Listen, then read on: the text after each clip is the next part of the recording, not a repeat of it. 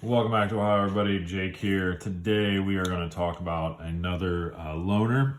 This one's coming to me from the Shredder Knife Reviews. Ezekiel and his dad and his mom gets in on it, and I think it's very, very cool. We specifically, this knife is what started our conversation. I wanted to check out some of these Ashers. He messaged me and was willing to send them, and I said, well, let's just trade some knives. You know what I mean? Keep content going. And honestly, it's just a way, that's part of buying a knife, is you just want to know how it is. But if you can see it before you buy it, well, why not? So we got him involved. We have John from the Grateful Panic Knife Reviews. So we sort of just started chatting, and I, jokingly called us the BPEX Pass Around group. Just a fun little play on words. You have the Apex Pass Around that you're all aware of. So we're all, just smaller channels. And I'm sure we'll probably get more people involved in this as well, or whatever, if I'm involved in different pass rounds or whatever. The whole point is we just sort of help each other as a community, and I think it's fun, So the Asher knife, this is a Spiro. One thing I'll talk about, or Spiro, I don't know, however you want to pronounce it. To me, it's like Spiro the Dragon, right? Anybody remember that? One thing I like to mention is if they do bother putting time into their packaging, I think that's very cool. It's not, again, that it speaks towards knives, but it speaks towards the company. They've put out a quality product, and they want to make sure that it goes out and has a good presentation to us, the consumers, and they did just that with this. It's, everything about it's really nice. So just a little shout out to Asher for that. So the Asher Knives Spiro, we'll get some specs out of the way, and then we'll talk about this guy. So it's $75. So keep that in mind, because I think that is one of the highlighting parts of this. Not saying the rest of the knife is bad, but I think that's what really is attractive about this knife. So $75. You have 7.4 inches overall, so just under 7.5 inches, which is about my cutoff for the knives that I typically like to buy. 3.3 ounces, so a nice lightweight knife. I think that's very, very cool, and they keep that nice and light throughout the liner in there. And where's my flashlight here? So actually just has one, this is just a slab on one side, and then they have the liner for the lock on the other side, so they keep that nice and light. If you can see that, but just take my word for it. Otherwise, there's no liner on this side, and they just have the liner for the lock itself. So nice and light, 3.3 ounces. S35 VN on the blade steel, so I absolutely appreciate that. Again, this is, I think it's a terrific blade steel, honestly. Like, that's kind of my higher end knives that I typically look at, have some sort of S30, S35. And, it's been mentioned before, I've heard other people say it as well, where like now this knife is getting pushed, or this blade steel is sort of getting pushed down as well, because we have so many new high premium steels coming out, that this sort of gets pushed down a little bit. But again, that does not take away from how well, this is an excellent knife steel. So I really applaud them for using S35. G10 on the handle scales, and then ball bearing inside of here, which is absolutely just makes this thing a nice smooth opener. I'm sure you can get a little bit of oil in there, and this thing would become instantly almost a drop shut. I don't know, it's not a real heavy blade, so it might not be complete drop shut versus just a shake shut. But regardless, the action on it is nice and smooth, very easy to flick, very easy to just slow roll. They have a really nice detent on it. And then if you guys notice, I can never middle finger flick it, like bunches my fingers up too much, but I've become quite proficient at using my first finger to flick it out in order to the rear flick, which I find to be very satisfying as well. Good strong detent, lock up.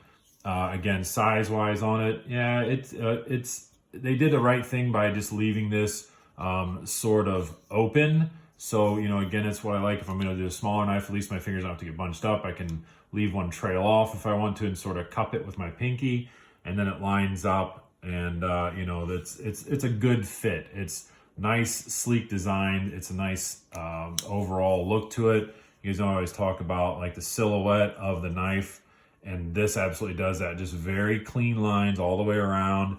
Nothing, kind of protruding. They did some great chamfering on it. Nice back spacer, pocket clip.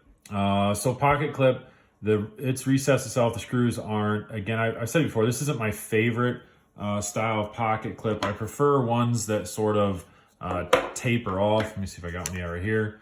So see how that sort of like tapers down, that way it's just not so bulky in your pocket, but it works perfectly fine. The G10 is nice and smooth inside of there. They have a little bit of ribbing done on it, so there's some texture, but the main portion here is nice and smooth, so it goes in and out of your pocket real easily.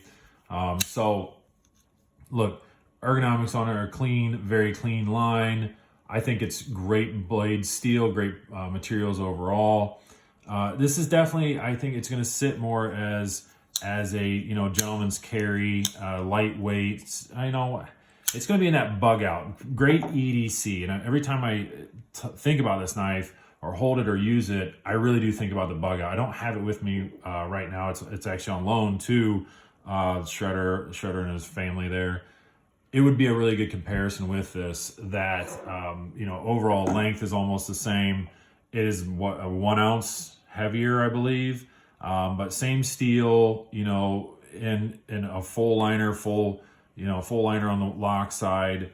So it's a little bit upgraded, and to think that you're paying $70, $75 roughly, versus the $140 for the bug out. It's just something to kind of consider, that if you want a lightweight one, you want some really good steel, $75, that's quite a bargain for this, in all honesty. I really don't. I have one minor complaint. This is going to be the kind of the personal side of this, and it's not massive. All right, but let's talk about this. And I've been corrected. I know I've seen other knives do this as well, but the fact that the lock bar itself sticks, quite a bit up above the scales evenly on both sides. All right. Now, certainly that makes it to where the lock bar access is really, really easy, but it's a little funny feeling that when I'm using this and I'm gripping, and I know I can't, it's not a very audible sound. I tried actually earlier, seeing if it would show up, but it's not a very audible sound. But as you're using this, it actually, I can feel the lock bar just ever so slightly, metal on metal. When I grip down, it actually pushes that back because of that chamfer even. So when you're gripping it, right-handed, I don't know if you can hear that. Can you guys, does that show up? Probably not. It's too quiet. And I don't know if you can see it, but if you grip it, it actually sort of pushes the lock bar just millimeters back. It sort of almost disengages it. Now, maybe it's just my fatty fingers. I've not heard anybody else report that. Maybe it just shows up on this one. I do not think that it's an issue that you're going to disengage the knife itself. I want to put that out there.